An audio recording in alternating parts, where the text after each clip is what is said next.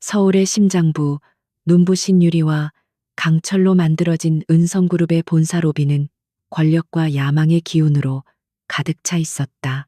대리석 바닥은 거울처럼 빛났고 거대한 디지털 스크린에서는 그룹의 성공적인 프로젝트들이 쉴 새 없이 상영되었다. 이곳을 오가는 사람들의 발걸음은 빠르고 자신감에 차 있었으며 그들의 값비싼 옷에서는 성공의 향기가 났다. 이 화려한 세계 속에서 이수연은 마치 유령처럼 그러나 꼭 필요한 존재로 움직였다. 그녀는 청소부 유니폼을 입고 있었다. 단정하지만 눈에 띄지 않는 회색 유니폼은 이 거대한 건물 속에서 그녀의 사회적 위치를 명확히 보여주었다. 수연은 묵묵히 자신의 일에만 집중했다. 그녀의 손길이 닿는 곳마다 희미한 얼룩조차 사라졌고 그녀의 카트는 소음 하나 없이 부드럽게 미끄러졌다. 그녀의 움직임에는 군더더기 없는 정밀함과 오랜 시간 몸에 밴 존중이 담겨 있었다. 아무도 그녀에게 특별한 관심을 기울이지 않았다. 그녀는 그저 배경의 일부, 이 완벽한 무대를 유지하기 위한 소모품 중 하나일 뿐이었다. 하지만 자세히 들여다보는 사람이 있었다면 그녀의 평온한 얼굴 뒤에 숨겨진 깊고 고요한 눈빛을 발견했을 것이다. 그 눈은 주변의 모든 것을 꿰뚫어 보는 듯한 지혜와 쉽게 흔들리지 않는 강인함을 담고 있었다. 로비 한쪽 구석 방문 개경 소파에는 작은 아이가 얌전히 앉아 있었다. 5살배기 권아준 수연의 아들이었다. 아이는 낡은 로봇 장난감을 꼭 쥔 채 엄마가 일을 마칠 때까지 조용히 기다리고 있었다. 하준의 눈은 호기심으로 반짝였지만 결코 소란을 피우거나 부산스럽게 돌아다니지 않았다. 엄마와의 약속이었고 아이는 그 약속을 지키는 것이 얼마나 중요한지 잘 알고 있었다. 마침내 수연의 교대 시간이 거의 끝나갈 무렵이었다. 그녀가 마지막으로 로비 중앙의 유리문을 닫고 있을 때 건물의 회전문을 통해 한 남자가 위압적인 기세로 들어섰다. 기획전략본부장 강민혁이었다. 최고급 원단으로 만들어진 그의 양복은 한치의 구김도 없었고 손목에는 그의 연봉에 버금가는 시계가 번쩍였다.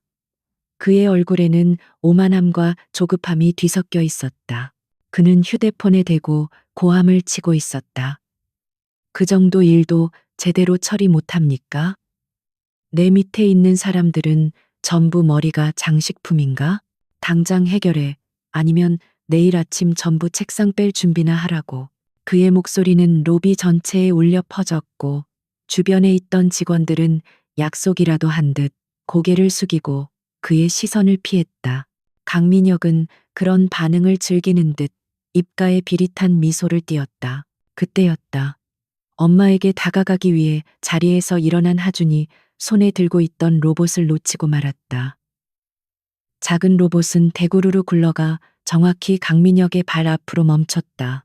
아이는 로봇을 줍기 위해 황급히 몸을 숙였고 바로 그 순간 아이의 작은 어깨가 강민혁의 다리에 살짝 부딪혔다. 강민혁이 들고 있던 테이크아웃 커피잔이 흔들리며 뜨거운 커피 몇 방울이 그의 100만 원짜리 구두 위로 떨어졌다. 순간 로비의 모든 소음이 멎었다. 강민혁의 얼굴이 무섭게 일그러졌다. 그는 전화기를 귀에서 떼고 경멸이 가득한 눈으로 자신의 구두를 내려다보았다. 그리고 그 시선은 곧바로 바닥에 엎드린 작은 아이에게로 향했다. 이 빌어먹을 꼬맹이는 뭐야? 눈은 장식으로 달고 다니는 거냐? 내까지 게 감히 누굴 건드려. 차가운 분노가 담긴 고함 소리에 하준의 작은 몸이 파르르 떨렸다. 아이의 눈에는 금세 눈물이 그렁그렁 맺혔다. 상황을 파악한 수연이 즉시 달려왔다. 그녀는 하준을 자신의 등 뒤로 감싸며 강민혁을 향해 깊이 고개를 숙였다. 죄송합니다, 본부장님. 정말 죄송합니다. 아이가 아직 어려서 실수를 했습니다. 제가 대신 사과드리겠습니다. 하지만 강민혁의 분노는 가라앉지 않았다. 오히려 그는 자신에게 허리를 숙이고 있는 여자가 건물의 청소부라는 사실을 확인하자 더욱 기고만장해졌다. 사과로 내 이 구두가 원래대로 돌아오나? 어디서 배운 버르장머리냐? 내 어미가 이따위로 가르쳤나 보지? 하긴 청소나 하는 주제에 자식 교육을 뭘 제대로 시켰겠어. 그의 말은 날카로운 비수가 되어 수연의 가슴에 밝혔다. 자신을 모욕하는 것은 견딜 수 있었지만 사랑하는 아들까지 모욕하는 것은 참을 수 없었다. 그녀는 하준을 더욱 세게 끌어안았다. 주변의 직원들은 안타까운 눈으로 혹은 흥미진진한 구경거리라도 생긴 듯한 눈으로 그들을 쳐다볼 뿐 누구 하나 나서려는 사람이 없었다. 이곳에서 강민혁 본부장의 심기를 건드리는 것은 곧 자신의 목을 내놓는 것과 같았다. 강민혁은 수연의 침묵을 굴복으로 받아들였다. 그는 비열하게 웃으며 자신의 발을 수연의 앞으로 쑥 내밀었다. 말로만 죄송하다고 하지 말고 성의를 보여야지. 이 구두 네 월급 몇 달치는 좋게 될 텐데. 돈으로 갚을 능력은 안 될 테니 다른 방법은 어때? 네가 직접 핥아서 깨끗하게 만들어봐. 그럼 이 자리에서 용서해주지. 그 순간 로비의 공기가 얼어붙었다. 그것은 인간에 대한 최소한의 존중조차 없는 잔인하고 악랄한 모욕이었다. 수연은 천천히 고개를 들었다. 그녀의 얼굴에는 더 이상 두려움이나 미안함이 없었다. 대신 깊이를 알 수 없는 차가운 평온함이 자리 잡고 있었다. 그녀의 눈빛은 마치 시베리아의 겨울처럼 얼어붙어 있었다. 그렇게는 못하겠습니다. 그녀의 목소리는 작았지만 이상하게도 로비 전체에 선명하게 울렸다. 제 아이의 실수에 대해서는 다시 한번 사과드립니다. 하지만 본부장님의 요구는 받아들일 수 없습니다. 구두는 제가 책임지고 전문 업체에 맡겨서 복원해 드리겠습니다. 영수증을 주십시오. 그녀의 태도는 너무나도 침착하고 당당해서 오히려 강민혁을 당황하게 만들었다. 강민혁은 잠시 할 말을 잃었다. 감히 청소부 따위가 자신의 제안을 거절하고 오히려 맞서는 듯한 태도를 보이는 것이 믿기지 않았다. 분노로 얼굴이 불그락푸르락해진 그는 이성을 잃고 소리쳤다. 내까짓게 지금 나랑 흥정을 하자는 거야? 좋아. 네가 얼마나 잘났는지 한번 보자고. 당장 보안팀 불러. 이 여자랑 저 꼬맹이 건물에서 끌어내. 다시는 이 건물에 발도 못 붙이게 해. 그는 분이 풀리지 않는다는 듯 수연의 옆에 있던 청소 카트를 발로 걷어찼다. 요란한 소리와 함께 각종 청소도구와 물통이 바닥으로 쏟아졌다. 더러운 물이 빛나는 대리석 바닥을 어지럽혔다. 강민혁은 경멸의 눈초리로 마지막으로 수연을 쏘아보고는 아무 일도 없었다는 듯 다시 전화를 귀에 대고 자신의 사무실로 향하는 엘리베이터에 몸을 실었다. 로비에는 잠시 정적이 흘렀다. 사람들은 흩어졌고 바닥에 주저앉아 아들을 달래는 수연과 어지럽게 널브러진 청소 도구만이 남았다. 수연은 떨고 있는 하준의 등을 부드럽게 쓸어주며 속삭였다. 괜찮아, 아들, 괜찮아. 엄마가 여기 있잖아. 아무 일도 아니야. 그녀의 목소리는 놀라울 정도로 차분하고 따뜻했다. 하지만 그녀의 눈빛은 달랐다. 강민혁이 사라진 엘리베이터 문을 응시하는 그녀의 눈에는 차가운 불꽃이 타오르고 있었다. 그것은 단순한 분노나 슬픔이 아니었다. 건드려서는 안 될 것을 건드린 자에 대한 냉정한 사형 선고와도 같은 빛이었다. 그녀는 조용히 흩어진 도구들을 정리하기 시작했다. 그녀의 마음속에서는 이미 거대한 폭풍이 휘몰아치기 시작했음을 이 세상 누구도 알지 못했다. 퇴근길에 버스는 사람들로 붐볐다. 하루의 노동에 지친 얼굴들, 학생들의 제잘거림, 창밖으로 빠르게 스쳐 지나가는 도시의 불빛들이 뒤섞여 혼잡한 풍경을 만들어냈다. 이수연은 창가 자리에 앉아 품에 안긴 아들 하준의 머리를 부드럽게 쓰다듬었다. 아이는 낮에 있었던 일 때문인지 평소보다 말이 없었고 그저 엄마의 품에 얼굴을 묻은 채 작은 어깨를 움츠리고 있었다. 수연은 아무 말도 하지 않았다. 지금은 어떤 위로의 말보다 따뜻한 체온과 조용한 존재감이 아이에게 더 필요하다는 것을 알고 있었다. 그녀의 시선은 복잡한 감정 없이 그저 창밖의 풍경을 향해 있었지만 그녀의 내면에서는 차가운 분노가 소용돌이치고 있었다. 강민혁의 오만한 얼굴, 아들을 향해 내뱉었던 경멸적인 말들, 주변 사람들의 방관적인 시선까지 모든 것이 생생하게 떠올랐다. 그녀는 복수를 다짐했다. 하지만 그것은 감정적인 폭발이나 즉흥적인 대응이 아니었다. 그것은 차갑고 계산적이며 철저한 응징이 될 것이었다. 강민혁이 자신의 오만함과 잔인함의 대가를 뼈저리게 느끼게 만들 것이다. 그가 소중하게 생각하는 모든 것, 그의 지위, 그의 부, 그의 자존심까지 남김없이 산산조각 내버릴 생각이었다. 그가 가장 비참한 방식으로 무릎 꿇고 용서를 빌게 될 때까지 그녀는 멈추지 않을 것이다. 버스에서 내려 좁은 골목길을 한참 걸어 들어간 곳에 그들의 보금자리가 있었다. 서울의 화려함과는 거리가 먼 작고 낡은 연립주택이었다. 하지만 문을 열고 안으로 들어서자 밖의 풍경과는 전혀 다른 세상이 펼쳐졌다. 집은 비록 좁았지만 먼지 하나 없이 깨끗했고 곳곳에 놓인 작은 화분들과 아기자기한 소품들에서 따뜻하고 정갈한 손길이 느껴졌다. 이곳은 수연이 아들 하준을 위해 만든 작은 성이었다. 수연은 능숙하게 저녁 식사를 준비했다. 보글보글 끓는 된장찌개의 구수한 냄새와 고등어가 노릇하게 구워지는 소리가 집안을 채우자 하준의 얼굴에도 조금씩 생기가 돌기 시작했다. 수연은 낮에 있었던 일을 입에 올리지 않았다.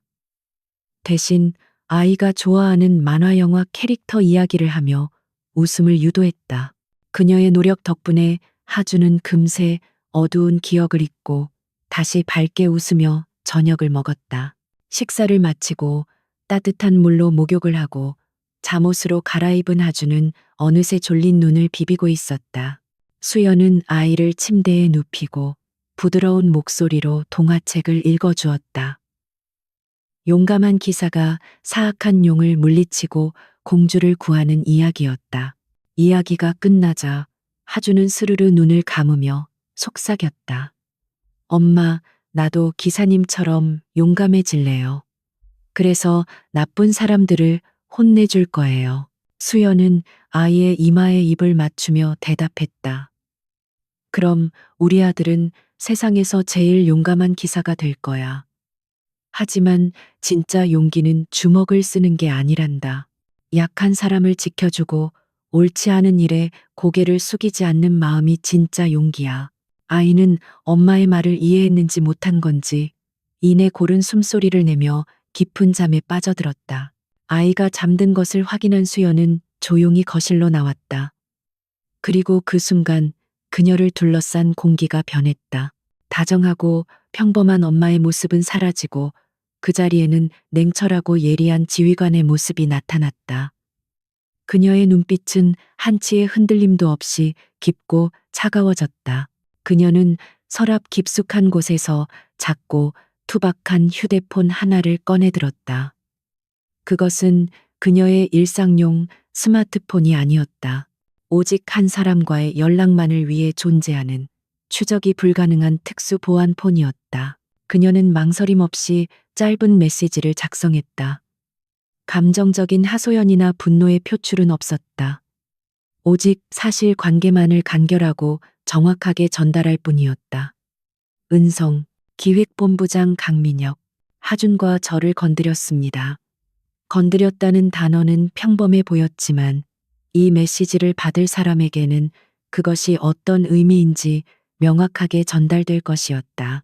그것은 넘지 말아야 할 선을 넘었다는, 용서받지 못할 죄를 지었다는 뜻이었다. 전송 버튼을 누르는 그녀의 손가락에는 한치의 떨림도 없었다. 같은 시각 지구 반대편 뉴욕에 한 펜트하우스, 은성그룹의 회장, 권지혁은 여러 국적의 거물급 투자자들과 마주 앉아 있었다. 수조 원이 오가는 MA 협상의 마지막 단계였다. 그의 얼굴에는 어떤 감정도 드러나지 않았지만 그가 뿜어내는 압도적인 카리스마는 회의실의 공기를 지배하고 있었다. 그의 말 한마디에 노련한 사업가들의 표정이 바뀌었고 그의 침묵은 상대에게 더 큰 압박감을 주었다. 그때 그의 안주머니에 있던 개인용 보안폰이 짧게 진동했다. 공개적인 자리에서는 결코 울리지 않도록 설정된 전화였다. 회의의 흐름을 방해하지 않으면서 그는 자연스럽게 휴대폰을 꺼내 화면을 확인했다. 그리고 그 짧은 순간 그의 표정이 미세하게 굳었다. 평소 어떤 상황에서도 동요하지 않던 그의 눈빛이 칼날처럼 날카로워지며 살기를 뿜어냈다. 회의실의 온도가 몇 도는 내려간 듯한 착각이 들었다. 권지혁의 갑작스러운 변화를 감지한 투자자들이 긴장한 표정으로 그를 바라보았다. 권지혁은 아무렇지 않은 척 입꼬리를 살짝 올렸지만 그 미소는 그 어떤 표정보다도 차갑고 위협적이었다. 그는 정중하지만 단호한 목소리로 말했다. 잠시 실례하겠습니다. 급히 처리해야 할 개인적인 문제가 생겨서요. 그는 자리에서 일어나 회의실을 나섰고 그의 충실한 비서, 김 비서가 조용히 뒤를 따랐다. 아무도 없는 복도로 나온 권지혁은 다시 한번 메시지를 확인했다. 은성, 기획본부장 강민혁, 하준과 저를 건드렸습니다. 그의 손에 들린 휴대폰이 부서질 듯 오그러들었다. 그의 아내 이수연은 평범한 삶을 원했다. 거대한 부와 권력이 가져오는 위험으로부터 아들을 지키고 싶어 했다. 그래서 그는 아내가 신분을 숨기고 조용히 살아가는 것을 존중하고 지켜봐 주었다. 하지만 누군가 감히 그 고요한 삶을 짓밟고 그의 세상 그 자체인 아내와 아들에게 상처를 입혔다. 권지혁의 내면에서 잠자고 있던 검은 분노가 깨어났다. 그가 이 거대한 제국을 건설한 이유는 오직 두 사람을 지키기 위함이었다. 그런데 자신의 울타리 안에서 자신의 제국 심장부에서 감히 그런 일이 벌어졌다. 용서할 수 없었다. 그는 곧바로 김 비서에게 전화를 걸었다. 그의 목소리는 분노로 떨리는 대신 얼음처럼 차갑고 조용했다. 김 비서, 남은 일정 전부 취소해. 가장 빠른 서울행 비행기를 준비하도록. 그의 목소리에는 거스를 수 없는 명령의 무게가 실려 있었다. 김 비서는 이유를 묻지 않고 즉시 대답했다. 알겠습니다. 회장님. 권지혁은 잠시 말을 멈추고 창밖의 뉴욕 야경을 바라보았다. 수많은 불빛들이 그의 발 아래에서 반짝이고 있었다. 그리고 한 가지 더. 기획전략본부장 강민혁. 그자에 대해 알아봐. 태어난 순간부터 지금까지의 모든 것을, 사소한 실수, 숨겨진 약점, 그가 묻어버린 모든 오물들을 전부 파헤쳐 단숨에 끝내지 마. 아주 천천히, 고통스럽게 자신이 왜 무너지는지, 누구를 잘못 건드렸는지 뼈저리게 깨닫게 만들어. 그의 세상이 먼지가 되어 사라지기 전에. 전화기 너머로 김 비서의 침착한 목소리가 들려왔다. 명을 받들겠습니다. 그 목소리에는 어떤 감정도 실려 있지 않았지만 그가 방금 받은 명령이 얼마나 무섭고 잔혹한 것인지 정확히 이해하고 있었다. 전화가 끊어지고 뉴욕의 밤은 여전히 화려했지만 서울에 있는 한 남자의 운명은 이미 칠흑 같은 어둠 속으로 떨어지고 있었다. 거대한 복수의 톱니바퀴가 소리 없이 움직이기 시작했다. 그 일이 있고 며칠이 흘렀다. 강민혁은 이미 그날 로비에서 있었던 불미스러운 소동 따위는 까맣게 잊고 있었다. 그의 세상에서 청소부 모자는 스쳐 지나가는 먼지보다도 못한 존재였고 그런 사소한 일에 신경을 쓰는 것은 시간 낭비일 뿐이었다. 그는 지금 자신의 경력의 정점을 찍어줄 거대한 프로젝트 제우스의 성공에 완전히 매료되어 있었다. 프로젝트 제우스는 최첨단 기술을 집약한 스마트 시티를 건설하는 국책 사업 규모의 프로젝트였다. 수많은 경쟁사를 물리치고 은성그룹이 따낸 이 프로젝트의 총괄 책임자가 바로 강민혁이었다. 이 프로젝트만 성공적으로 완수한다면 전무이사 자리는 따놓은 당상이었고 어쩌면 그 이상을 넘볼 수도 있었다. 그의 사무실은 야망의 열기로 후끈거렸다. 그는 회의실에서 팀원들을 몰아붙이고 있었다. 이게 지금 보고서라고 들고 온 겁니까? 대학생 과제물도 이것보다는 낫겠네. 이런 정신 상태로 제우스를 성공시키겠다고? 전부 정신들 차려. 그의 날카로운 질책에 팀원들은 고개도 들지 못한 채 죄인처럼 서 있었다. 그는 부하 직원들을 인격적으로 모독하고 쥐어짜면서 성과를 내는 것을 자신의 능력이라 믿어 의심치 않았다. 바로 그때 그의 책상 위에 놓인 인터폰이 울렸다. 짜증 섞인 표정으로 그가 수화기를 들자 해외 부품 조달팀 팀장의 다급한 목소리가 들려왔다. 본부장님, 큰일 났습니다. 독일에 있는 핵심 부품 공급업체 슈미트 테크에서 갑자기 납품을 일주일 연기하겠다고 통보해 왔습니다. 갑작스러운 내부 감사 때문이라는데 도무지 이해가 가질 않습니다.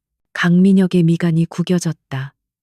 슈미트 테크는 수십 년간 단 한 번도 납기일을 어긴 적이 없는 신뢰의 아이콘과도 같은 회사였다. 뭐라고? 그게 무슨 말도 안 되는 소리야. 계약서에 명시된 위약금 조항을 알려줘. 당장 원래대로 진행하라고 압박해. 그는 고함을 쳤지만 팀장의 목소리는 절망적이었다. 이미 모든 방법을 동원해봤지만 본사 방침이라며 요지부동입니다. 일주일의 지연. 전체 프로젝트 일정에 비하면 사소해 보일 수도 있었다. 하지만 모든 것이 톱니바퀴처럼 맞물려 돌아가는 거대 프로젝트에서 하나의 차질은 연쇄적인 혼란을 야기할 수 있었다. 강민혁은 불쾌감에 휩싸였지만 이내 이 정도 위기는 자신의 능력으로 충분히 해결할 수 있다고 생각했다. 그는 무능한 부하 직원을 탓하며 대체 업체를 알아보라고 소리친 뒤 전화를 끊었다. 단순한 불운이라고 그는 대수롭지 않게 여겼다. 하지만 불운은 한 번으로 끝나지 않았다. 며칠 뒤 더 심각한 문제가 터져나왔다. 프로젝트 제우스의 시공을 맡은 국내 굴지의 건설사 태영건설 측에서 갑자기 계약 조건의 재협상을 요구하고 나선 것이다. 그들이 내세운 명분은 환경영향평가법의 새로운 유권 해석에 따른 공사 비용의 증가였다. 그것은 법률 전문가들도 쉽게 찾아내기 힘든 아주 교묘하고 애매한 조항이었다. 강민혁은 태영건설의 담당 임원을 만나 거칠게 항의했다. 이게 무슨 장난입니까? 이미 끝난 계약을 가지고 이제 와서 딴소리를 하겠다니 업계의 신의를 저버리는 행위입니다. 하지만 상대는 조금도 물러서지 않았다. 저희도 어쩔 수 없습니다. 법이 그렇다는데 따라야지요. 재협상에 응해주시지 않으면 유감스럽지만 공사를 잠정 중단할 수밖에 없습니다. 그들의 태도는 이례적으로 강경했다. 엎친 데 덮친 격으로 한 인터넷 언론사에서 프로젝트 제우스의 환경 문제에 대한 의혹을 제기하는 기사를 터뜨렸다. 사실 관계가 명확하지 않은 교묘하게 의심만을 증폭시키는 악의적인 기사였다. 기사는 순식간에 퍼져나갔고 환경단체들이 성명을 발표하기 시작했다. 여론이 조금씩 악화되고 있었다. 강민혁의 완벽한 계획에 균열이 가기 시작한 것이다. 강민혁은 미쳐버릴 지경이었다. 모든 것이 갑자기 약속이라도 한 듯 그를 옥죄어왔다. 그는 이것이 경쟁사의 비열한 공작이라고 확신했다. 그는 팀원들을 더욱 혹독하게 다그쳤고 밤낮 없이 해결책을 찾기 위해 발버둥 쳤다. 그의 사무실은 밤늦게까지 불이 꺼지지 않았고 그의 성격은 날이 갈수록 포악해졌다. 하지만 그는 자신이 거대한 그물에 걸린 물고기처럼 서서히 포획되고 있다는 사실을 전혀 인지하지 못했다. 같은 시각 권지혁 회장의 집무실 옆에 위치한 비서실. 김 비서는 자신의 자리에서 조용히 움직이고 있었다. 그의 책상은 불필요한 서류 하나 없이 완벽하게 정돈되어 있었고 그의 표정은 컴퓨터 모니터처럼 어떤 감정도 드러내지 않았다. 그는 방금 국제 전화를 마친 참이었다. 독일 슈미트 테크의 최대 주주 중 한 명과 나눈 통화였다. 슈미트 테크의 갑작스러운 내부 감사는 김 비서가 흘린 익명의 정보 제공에서 시작되었다. 그가 회장의 비밀 자금을 이용해 고용한 유럽의 최고 정보 분석팀이 찾아낸 슈미트 테크의 탈세 혐의에 대한 결정적인 증거였다. 태영 건설을 움직인 것 역시 그였다. 그가 국내 최고 로펌의 파트너 변호사에게 전화를 걸어 법률 자문을 제공했을 뿐이다. 인터넷에 악의적인 기사를 퍼뜨린 것 또한 그의 지시를 받은 홍보 대행사의 작품이었다. 모든 공격은 흔적을 남기지 않았다. 각각의 사건들은 서로 아무런 연관이 없는 개별적인 불운처럼 보였다. 하지만 그 모든 것의 중심에는 권지혁 회장의 차가운 복수심과 그것을 한치의 오차도 없이 실행하는 김 비서의 치밀함이 있었다. 김 비서는 이제 막 도착한 강민혁의 뒷조사 1차 보고서를 읽어내려가기 시작했다. 그의 출생, 학력, 그리고 그가 은성그룹에 입사하기 위해 다른 사람의 아이디어를 훔쳤던 과거까지. 김 비서의 입가에 희미한 미소가 떠올랐다. 이제 시작일 뿐이었다. 그날 밤 강민혁은 자신의 사무실에 홀로 남았다. 최고급 가구와 화려한 야경이 보이는 통유리 창도 더 이상 그의 마음을 채워주지 못했다. 책상 위에는 각종 보고서와 서류들이 산더미처럼 쌓여 있었다. 그는 손에 든 위스키 잔을 그대로 벽에 던져버렸다. 날카로운 파열음과 함께 비싼 술이 벽지를 적셨다. 도대체 왜 모든 게 꼬이는 거야? 그는 울부짖었다. 아무리 머리를 굴려봐도 원인을 찾을 수 없었다. 마치 보이지 않는 유령과 싸우는 기분이었다. 그의 완벽한 세계, 그의 견고한 자존심에 처음으로 금이 가기 시작했다. 그의 마음속 깊은 곳에서 정체를 알 수 없는 불안감과 편집증적인 공포가 희미하게 싹트고 있었다. 하지만 그는 여전히 알지 못했다.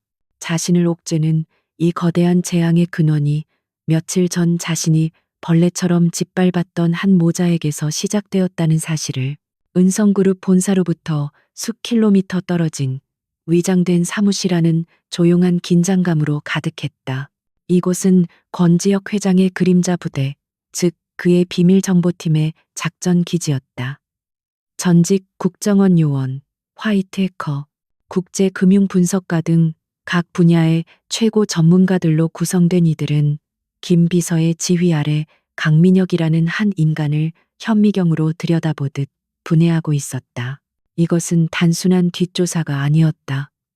한 사람의 인생을 송두리째 해부하는 작업에 가까웠다. 그의 금융 거래 내역, 삭제된 이메일과 SNS 기록, 학창 시절의 평판, 심지어 그가 과거에 만났던 연인들과의 관계까지 모든 정보가 거대한 스크린 위에서 분석되고 재구성되었다. 김 비서는 아무런 감정 없는 눈으로 그 과정을 지켜보았다. 그에게 강민혁은 이미 사냥감에 불과했다. 얼마 지나지 않아 의미 있는 결과물들이 나오기 시작했다. 찾았습니다. 한 해커가 외쳤다. 강민혁이 MBA 과정 시절 제출했던 논문, 주니어 동료였던 박선우 씨의 미완성 논문을 거의 그대로 베낀 정황이 포착되었습니다. 박선우 씨는 논문 제출 직후 지방의 한계지사로 발령받았고 몇 년 뒤 퇴사했습니다. 이건 명백한 표절이자 권력을 이용한 착취입니다. 동시에 금융분석팀에서도 보고가 올라왔다. 본부장 승인으로 집행된 법인카드 내역 중 유령 회사를 이용한 자금 세탁 정황이 의심되는 거래를 다수 발견했습니다. 금액은 크지 않지만 수년간 지속적으로 이루어졌습니다. 개인적인 비자금을 조성한 것으로 보입니다. 보고는 계속되었다. 과거 그의 부서에서 근무했던 한 여직원은 성희롱을 견디다 못해 불이익을 받고 퇴사했다는 증언도 확보되었다. 강민혁이 성공이라는 가면 뒤에 숨겨왔던 추악한 진실들이 하나씩 모습을 드러냈다. 그는 자신의 길을 가로막는 동료를 짓밟고 부하 직원의 공을 가로챘으며 자신의 지위를 이용해 약자들을 착취하며 지금의 자리에 올랐다. 그가 쌓아 올린 성공의 탑은 다른 사람들의 눈물과 희생을 발판으로 삼고 있었다. 김 비서는 모든 자료를 정리해 권재혁 회장에게 중간 보고를 올렸다. 회장의 답장은 짧고 간결했다. 계속 진행해. 한편 은성그룹 본사 내의 분위기는 눈에 띄게 달라져 있었다. 프로젝트 제우스가 난관에 부딪혔다는 소문은 더 이상 소문이 아닌 기정사실처럼 여겨졌다. 직원들은 휴게실이나 엘리베이터 안에서 수군거렸다. 들었어? 강 본부장 프로젝트 좌초될 위기라던데. 요즘 그래서 그런지 사람을 잡아먹을 듯이 굴잖아. 어제는 김 대리가 서류를 얼굴에 맞았다니까. 한때 두려움의 대상이었던 강민혁의 분노는 이제 조롱과 험담의 대상이 되어가고 있었다. 그의 리더십은 완전히 무너졌고 그의 팀원들은 그를 신뢰하지 않았다. 이 모든 변화는 김 비서의 정보팀이 의도적으로 흘린 작은 정보들에서 시작되었다. 그들은 회사 내부의 익명 게시판과 메신저를 통해 강민혁의 독단적인 의사결정과 프로젝트의 문제점들을 교묘하게 유출시켰다. 내부의 적이 외부의 공격보다 더 무서운 법이다. 김 비서는 이제 다음 단계로 넘어갈 때라고 판단했다. 그는 강민혁의 과거에 묻힌 유령을 현재로 불러내기로 했다. 그는 수소문 끝에 논문을 빼앗기고 지방으로 쫓겨났던 박선우 씨를 찾아냈다. 대기업을 퇴사하고 작은 중소기업에서 희망 없이 살아가던 그는 패배감에 찌들어 있었다. 김 비서는 그에게 접근해 위협하는 대신 정의를 구현할 기회를 제안했다.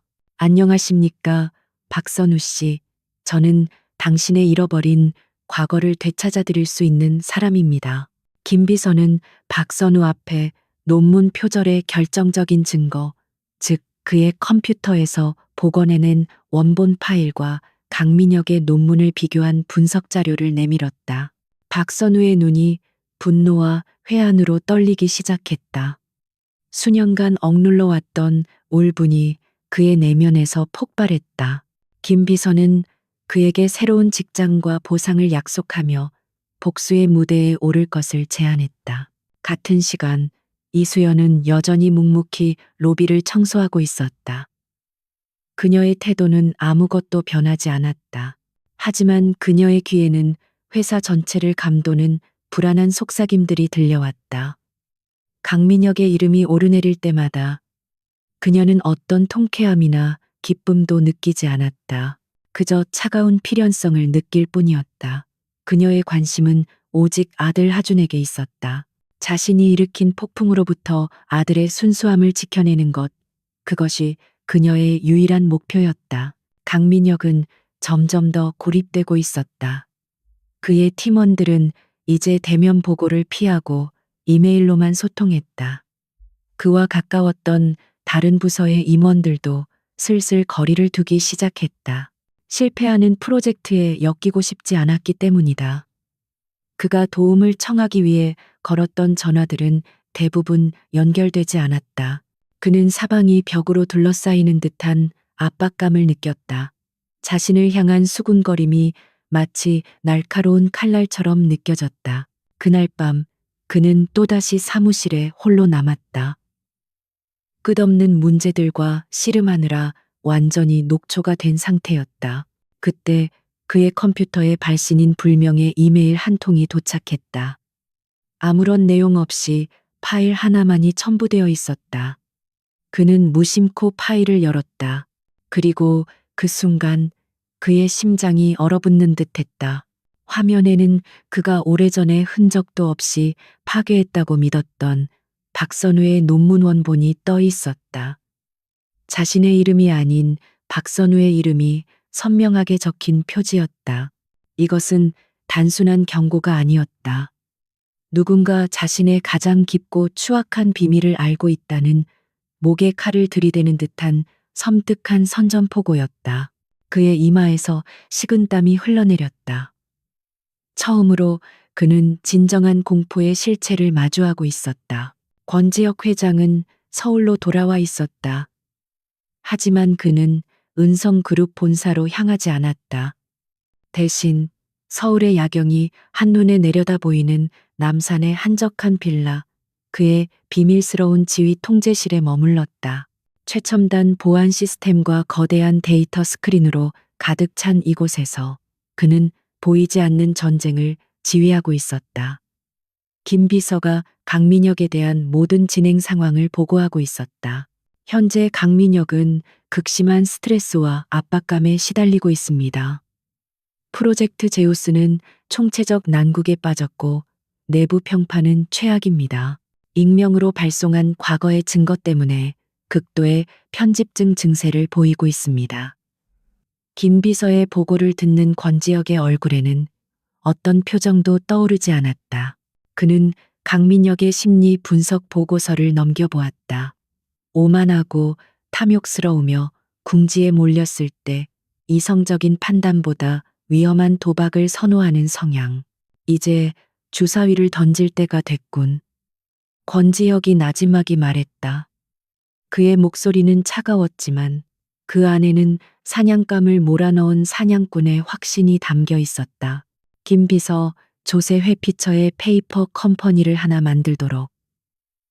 이름은 프로메테우스 캐피탈로 하지. 그리고 강민혁에게 접근시켜. 그의 눈빛이 스크린에 떠 있는 강민혁의 사진을 향해 날카롭게 빛났다. 완벽한 덫을 놓을 시간이었다. 김 비서는 즉시 회장의 명령을 실행에 옮겼다. 며칠 만에 프로메테우스 캐피탈이라는 유령 회사가 서류상으로 탄생했다. 그들은 이 회사를 통해 강민혁에게 거부할 수 없는 미끼를 던질 계획이었다. 미끼는 프로젝트 제우스와 밀접하게 관련된 차세대 신재생 에너지 기술에 대한 독점 투자 제안이었다. 예상 수익률은 천문학적이었고 기술이 상용화되면 현재 프로젝트가 겪고 있는 모든 문제를 단번에 해결할 수 있는 신의 한 수처럼 보였다. 물론 이 모든 것은 정교하게 조작된 사기극이었다. 하지만 너무나도 그럴듯해서 절박한 상황에 놓인 탐욕스러운 인간의 눈을 멀게 하기에는 충분했다. 이 거래는 신속하고 은밀한 자금 투입을 요구하는 합법과 불법의 경계에 아슬아슬하게 걸쳐 있는 것처럼 설계되었다. 강민혁의 이성을 마비시키고 그의 탐욕을 자극하기 위한 완벽한 미끼였다. 접근은 매우 자연스럽게 이루어졌다.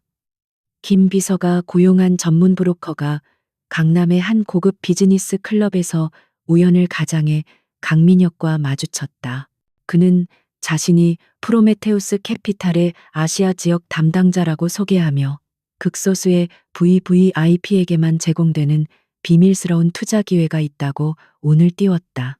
그는 이 기회를 다른 대기업들도 호시탐탐 노리고 있다며 강민혁의 경쟁심과 조바심을 부추겼다. 궁지에 몰려있던 강민혁에게 이 제안은 가뭄의 단비처럼 느껴졌다. 처음에는 의심했지만 브로커가 제시하는 완벽한 데이터와 장밋빛 전망에 그의 마음은 서서히 흔들리기 시작했다. 프로젝트 제우스는 좌초 직전이었고 익명의 이메일은 시한폭탄처럼 그의 목을 조여오고 있었다. 이 투자 제안은 이 모든 위기를 한 번에 역전시킬 수 있는 유일한 동아줄처럼 보였다. 그의 오만함이 다시 고개를 들었다.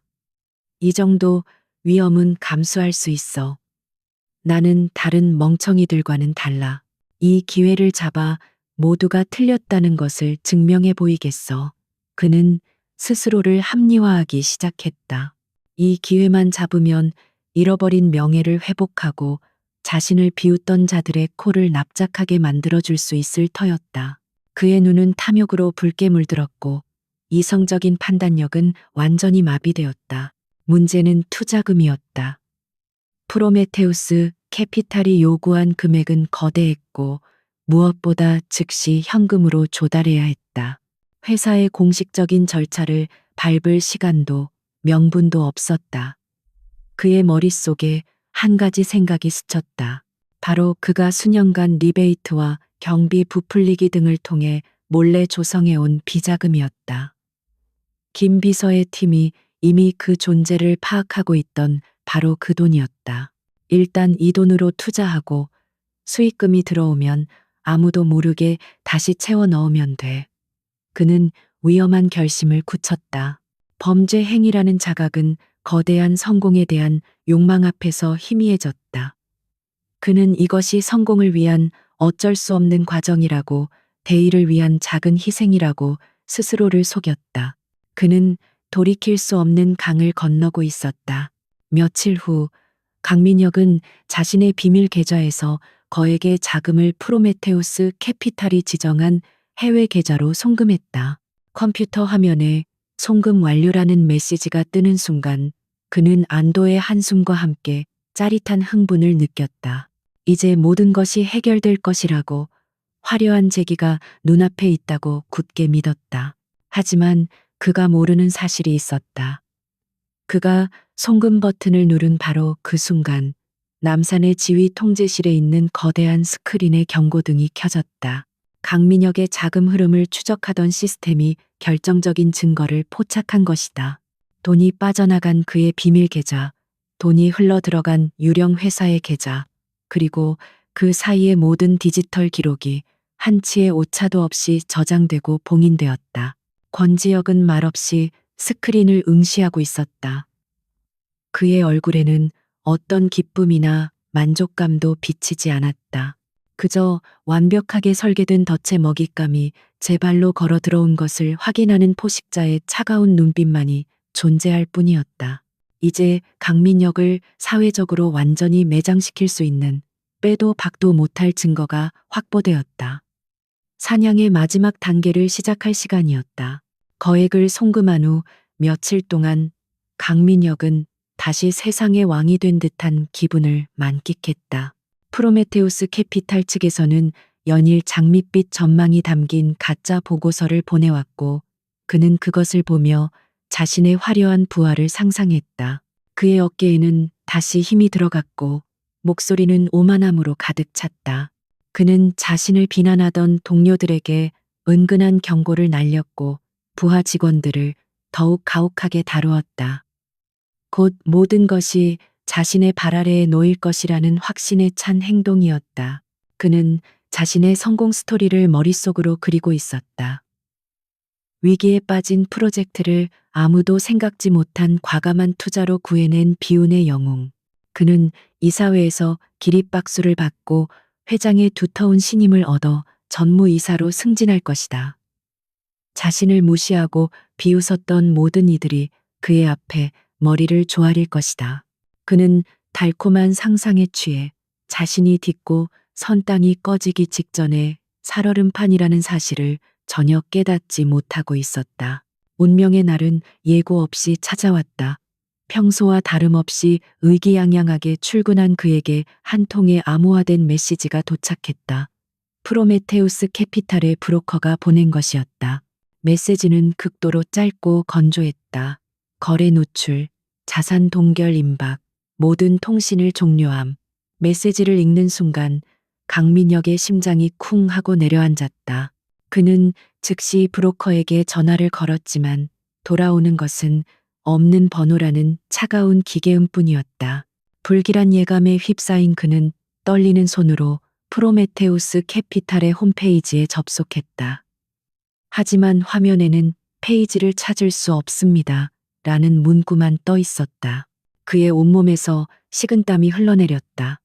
그는 미친 듯이 인터넷 뱅킹에 접속해 투자금이 송금된 계좌를 확인했다. 그리고 절망했다. 계좌는 이미 비어 있었고 폐쇄된 상태였다. 돈이, 그의 비자금 전부가, 그의 마지막 희망이 연기처럼 사라져버린 것이다. 아, 안 돼. 그의 입에서 신음이 터져 나왔다. 사기를 당한 것이다. 완벽한 계획이라고 믿었던 모든 것이 처음부터 그를 나락으로 떨어뜨리기 위한 정교한 함정이었다. 그는 잠시 현실을 부정하려 했지만 눈앞의 사실은 변하지 않았다. 그는 자신의 사무실을 미친 사람처럼 서성이다가 결국 책상 위에 있던 모든 것을 바닥으로 쓸어버렸다. 서류와 컴퓨터가 요란한 소리를 내며 바닥에 나뒹굴었다.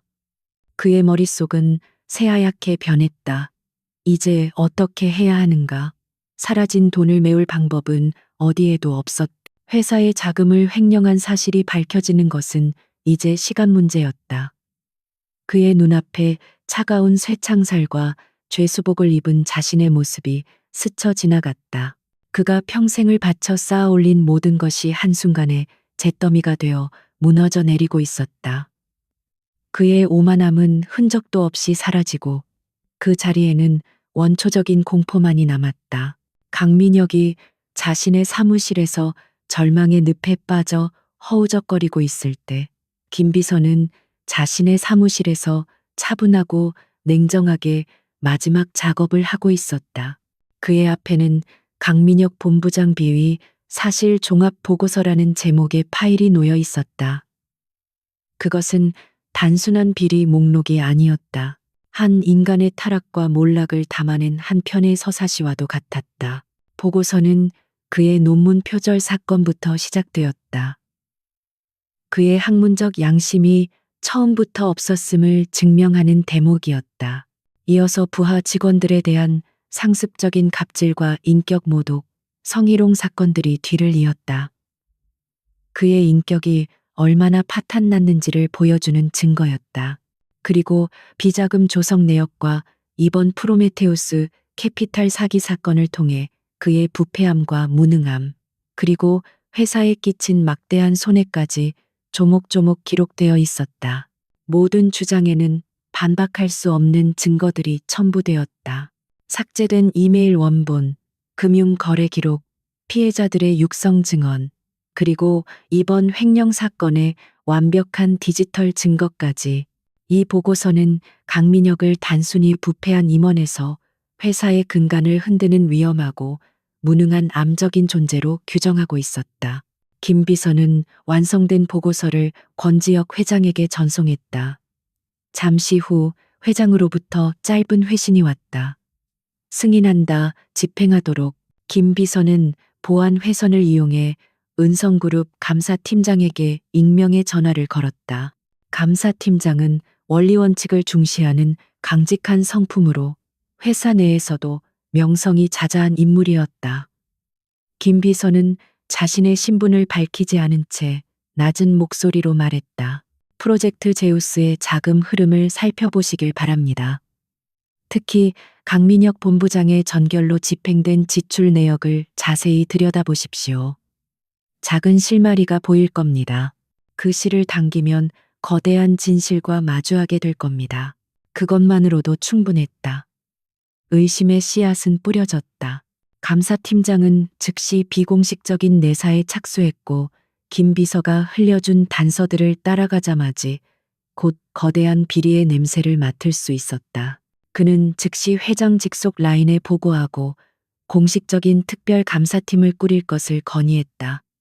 모든 것은 계획대로 움직이고 있었다. 그날 오후 강민혁이 넋이 나간 사람처럼 자신의 사무실에 앉아 있을 때였다.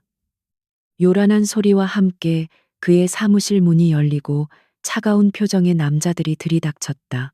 감사팀 직원들이었다. 그들은 한치의 망설임도 없이 사무실 곳곳에 통제선을 치고 강민혁에게 다가왔다. 강민혁 본부장님. 지금부터 프로젝트 제우스와 관련된 모든 서류 및 전산 자료에 대한 압수수색을 시작하겠습니다. 협조해 주시기 바랍니다. 기획전략본부의 모든 직원들이 숨을 죽인 채 이 광경을 지켜보고 있었다. 강민혁은 자리에서 일어나지도 못한 채 핏기 하나 없는 얼굴로 그들을 멍하니 바라보았다. 올 것이 왔다는 것을 직감했다. 그가 평생 동안 정성스럽게 짜 맞춘 거짓말의 직물이 이제 날카로운 칼날 앞에서 속절없이 해체되기 시작한 것이다. 더 이상 도망칠 곳도 숨을 곳도 없었다. 특별 감사팀이 들이닥친 후 며칠 동안 은성그룹은 거대한 폭풍의 눈으로 빨려 들어갔다. 강민혁 본부장이 직무 정지 상태로 자신의 사무실에 감금되었다는 소식과 함께 프로젝트 제우스의 천문학적인 손실에 대한 흉흉한 소문이 회사 전체를 뒤덮었다. 직원들은 불안과 호기심이 뒤섞인 눈으로 서로를 쳐다보며 수군거렸고 기획전략본부의 공기는 마치 장례식장처럼 무겁게 가라앉았다. 마침내 회장 비서실 명의로 긴급 이사회 소집 공고가 내려왔다. 안건은 프로젝트 제휴 관련 중대 경영 위기 사태에 대한 대응책 논의. 그룹의 핵심 임원 전원이 소환되었다. 이사회의 육중한 원목 테이블 주변에는 긴장감이 감돌았다. 모두가 이 자리가 강민혁의 몰락을 공식화하는 무대라는 것을 알고 있었지만 그 몰락의 깊이가 어느 정도일지는 아무도 예측하지 못했다. 감사팀 직원들에게 이끌려 회의실로 들어서는 강민혁의 모습은 초라하기 짝이 없었다. 며칠 만에 수척해진 얼굴은 핏기가 하나도 없었고 한때 오만함으로 빛나던 눈은 공포와 불안으로 흐리게 풀려 있었다. 하지만 궁지에 몰린 짐승은 가장 위험한 법이다. 그는 마지막 발악을 준비하고 있었다. 모든 것을 부인하고 부하 직원에게 책임을 떠넘기며 자신을 정적들의 음모에 빠진 희생양으로 포장할 계획이었다.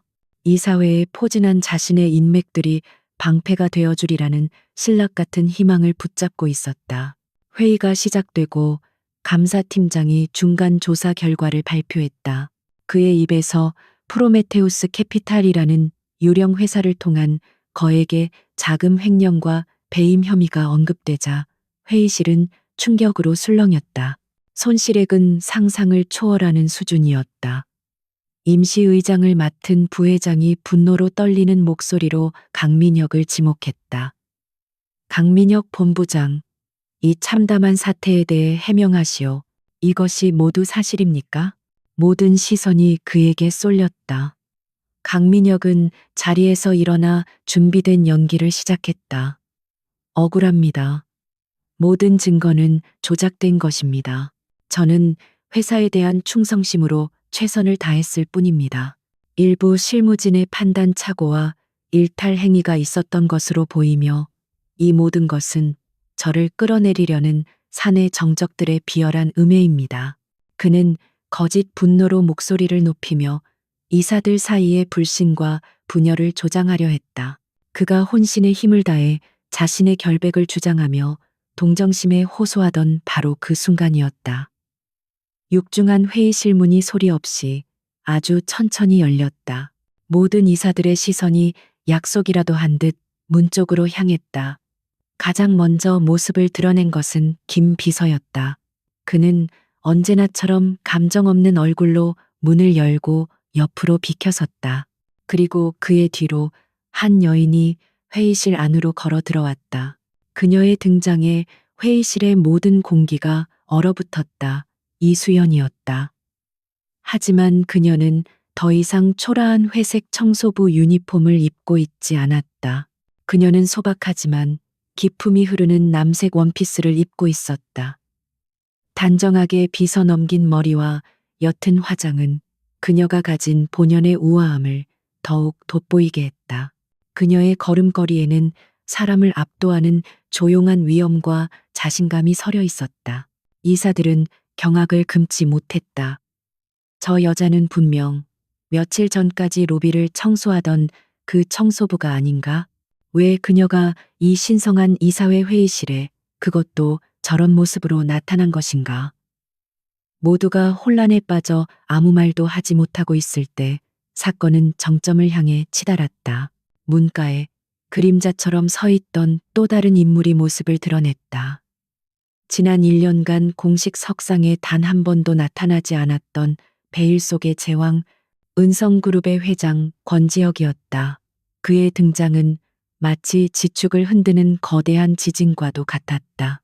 그의 모습을 확인한 순간 임시 의장이었던 부회장을 포함한 모든 이사들이 자리에서 벌떡 일어나 90도로 허리를 숙였다.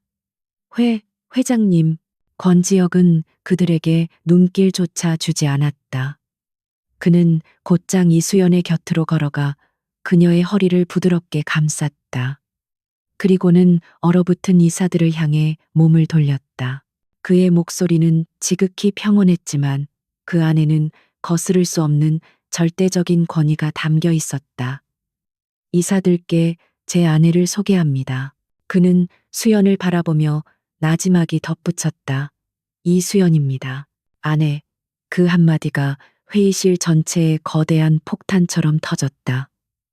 이사들의 얼굴에는 불신과 경악, 그리고 이내 상황을 파악한 뒤의 경애와 공포가 차례로 스쳐 지나갔다.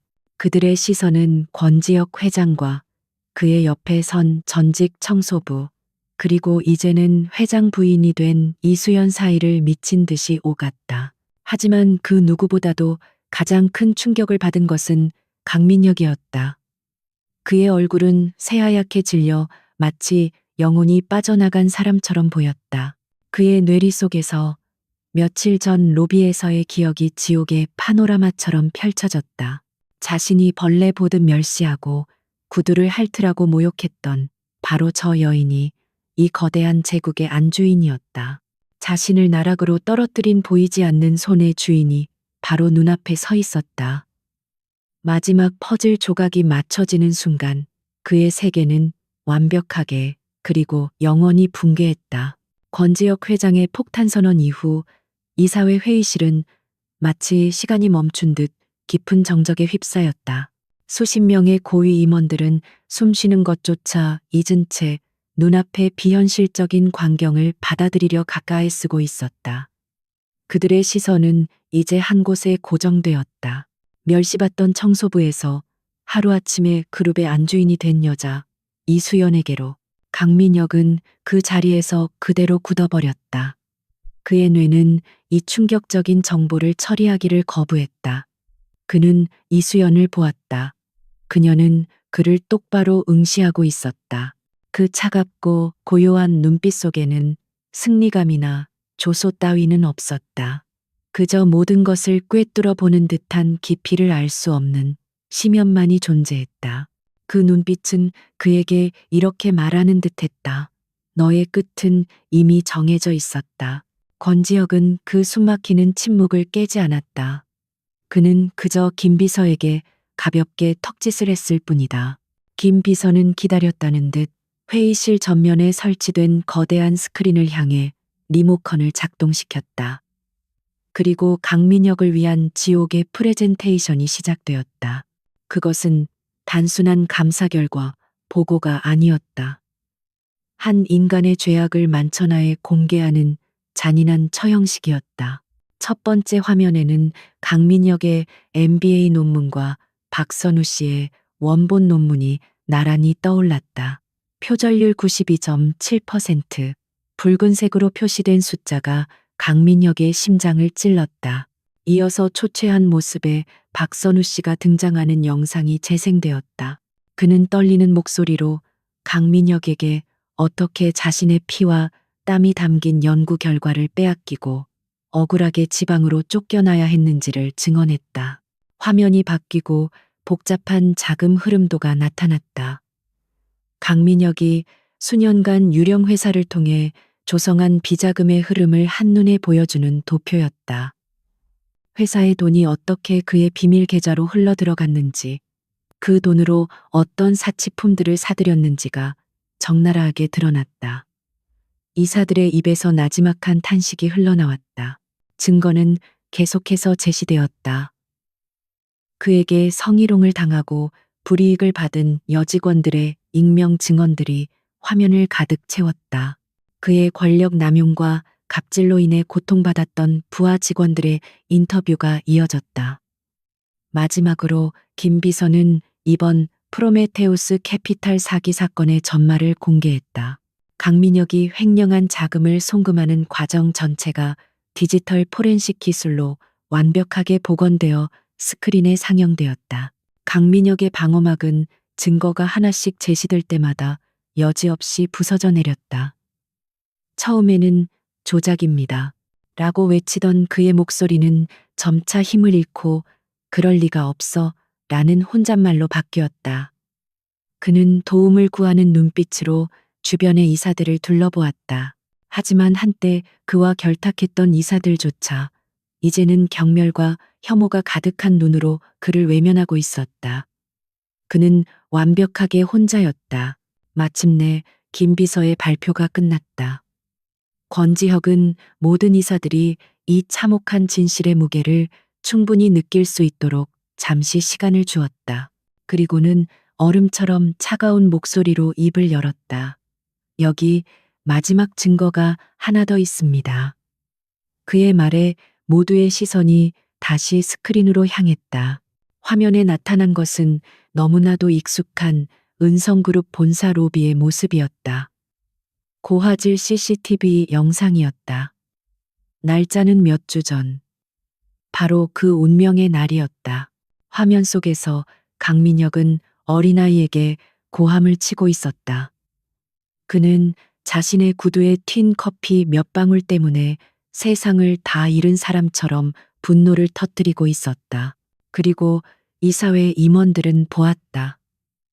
강민혁이 청소부의 카트를 발로 걷어차는 모습을.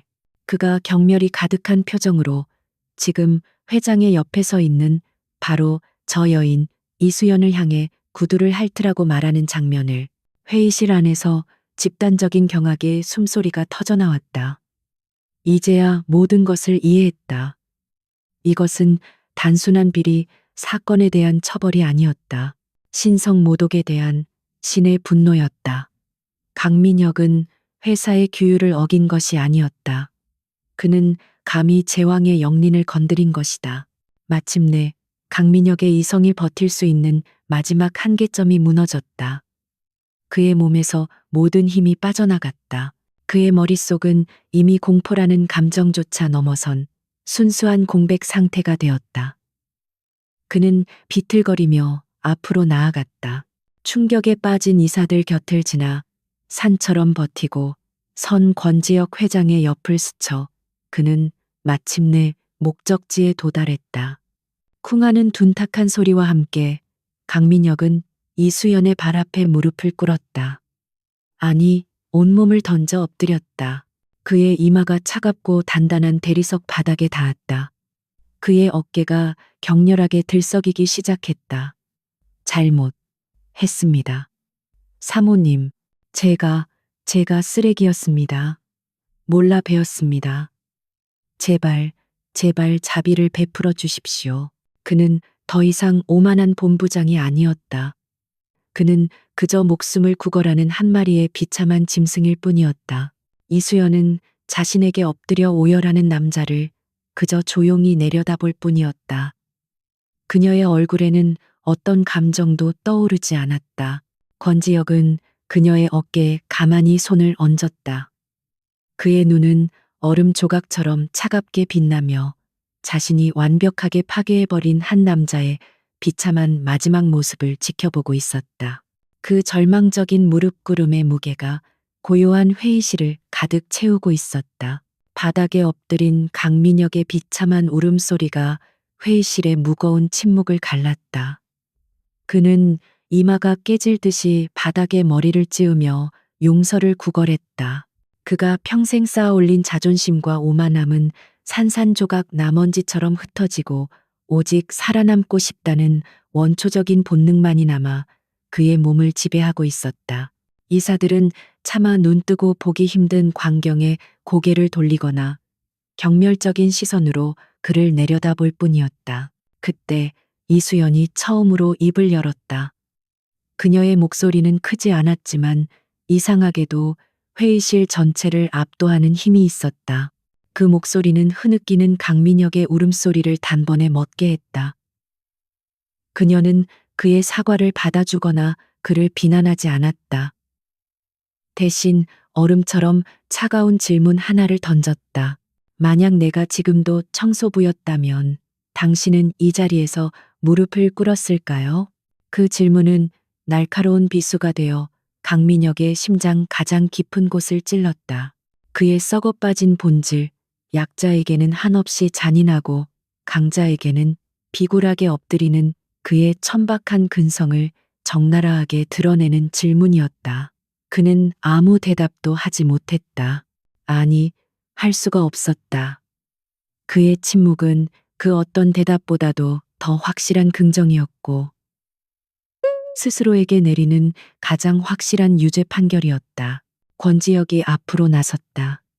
그는 바닥에 쓰러져 있는 벌레 같은 남자를 한번 내려다본 뒤 이사들을 향해 몸을 돌렸다. 그의 목소리에는 이제 어떤 감정도 실려 있지 않았다.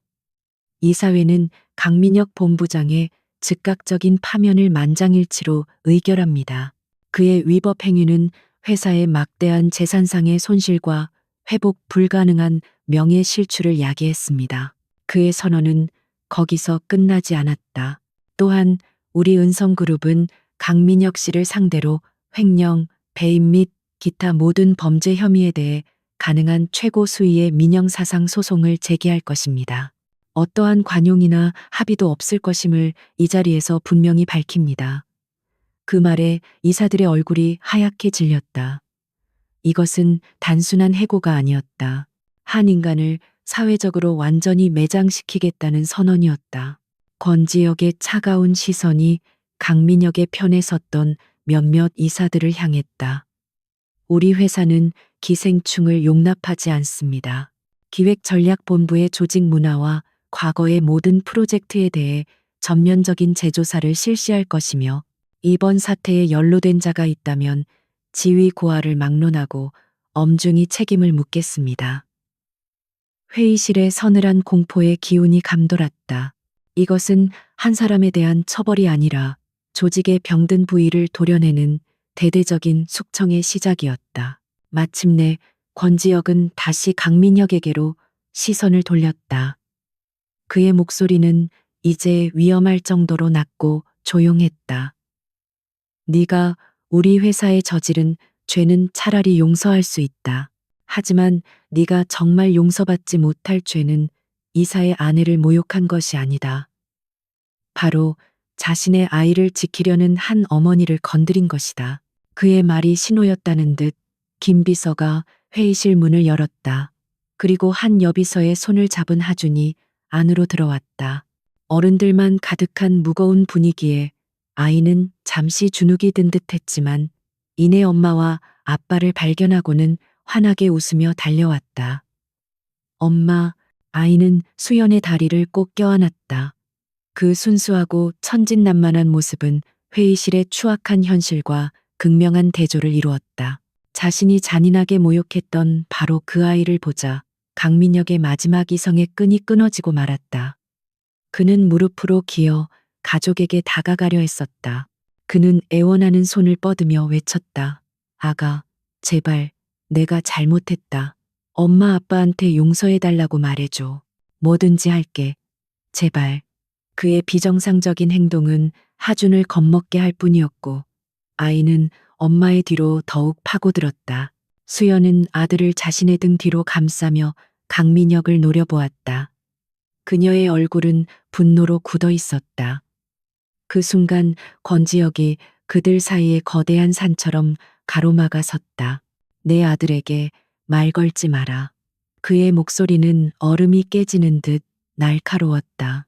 용서는 자비가 필요한 자에게 베푸는 것이다. 너에게 필요한 것은 오직 정의뿐이다.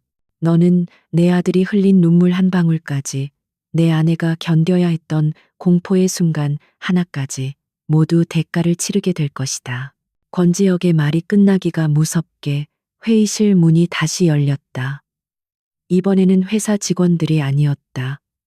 서울중앙지방검찰청에서 나온 검사와 수사관들이었다. 그들의 손에는 체포영장이 들려 있었다.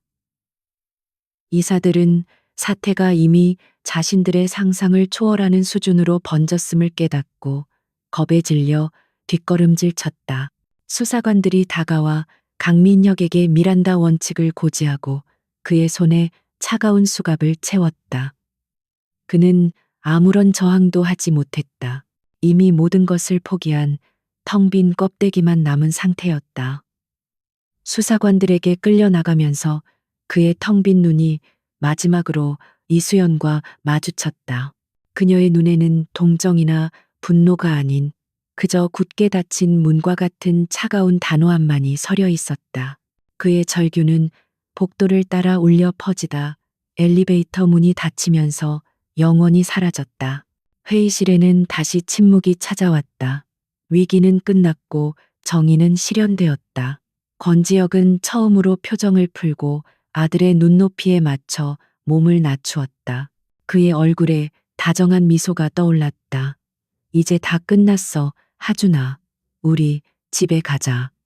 그는 수연과 하준의 손을 잡고 회의실을 나섰다. 완벽하게 파괴된 한 남자와 공포에 질린 이사들을 뒤로 한 채 세 사람은 하나의 가족으로서 굳건히 함께였다. 강민혁이라는 태풍이 휩쓸고 지나간 후 은성그룹에는 대대적인 정화 작업이 시작되었다. 권지혁 회장의 서늘한 경고는 빈말이 아니었다. 강민혁과 유착 관계에 있던 부패한 임원들은 예외 없이 해고되었고 수십 년간 이어져 온 비효율적이고 권위적인 조직 문화에 대한 대대적인 혁신이 이루어졌다. 회장은 잠시 흔들렸지만 병든 부위를 도려낸 덕분에 오히려 더 건강하고 투명한 조직으로 거듭나고 있었다. 회사 내에서는 회장 부인이 아들을 지키기 위해 신분을 숨기고 청소부로 일했다는 이야기가 전설처럼 떠돌았다. 그것은 오만한 자들에게는 서늘한 경고가 되었고 성실하게 일하는 평범한 직원들에게는 묘한 자부심과 희망을 안겨주었다. 회사를 바라보는 그들의 시선에는 이전에는 없었던 존경심과 신뢰가 싹트기 시작했다. 이수연은 더 이상 청소부 유니폼을 입지 않았다. 그녀는 길었던 위장을 끝내고 자신의 자리로 돌아왔다. 하지만 그녀가 돌아간 곳은 화려한 사모님의 자리나 그룹의 경영 일선이 아니었다. 그녀는 은성그룹이 새로 설립한 사회공헌재단의 이사장을 맡았다. 자신의 지성과 따뜻한 공감 능력을 이용해 도움이 필요한 소외된 이웃을 돕는 일이었다. 그것은 그녀가 오랫동안 꿈꿔왔던 진정으로 가치 있는 삶의 방식이었다. 그녀의 행보는 세상에 신선한 충격을 주었다. 재벌가의 안주인이라는 타이틀에 갇히지 않고 자신의 신념에 따라 묵묵히 선한 영향력을 펼치는 그녀의 모습에 사람들은 진심 어린 박수를 보냈다. 그녀는 자신에게 주어진 힘을 과시하는 대신 다른 사람들을 위해 사용하는 방법을 알고 있었다. 어느 평범한 저녁, 모든 폭풍이 지나간 후에 고요함이 내려앉은 시간. 가족은 서울의 화려한 펜트하우스가 아닌 이야기가 처음 시작되었던 작고 낡은 연립주택에 모여 있었다. 이 집은 그들에게 부와 권력의 상징보다 더 소중한 평온과 안식을 주는 유일한 성역이었다. 권지혁은 넥타이를 풀어헤친 편안한 모습으로 거실 바닥에서 아들 하준과 함께 로봇을 조립하고 있었다. 그는 더 이상 은성그룹을 호령하는 냉철한 제왕이 아니었다. 그는 그저 아들의 눈높이에 맞춰 웃고 장난을 치는 평범한 아빠일 뿐이었다. 하준의 밝은 웃음소리가 작은 집안을 가득 채웠다.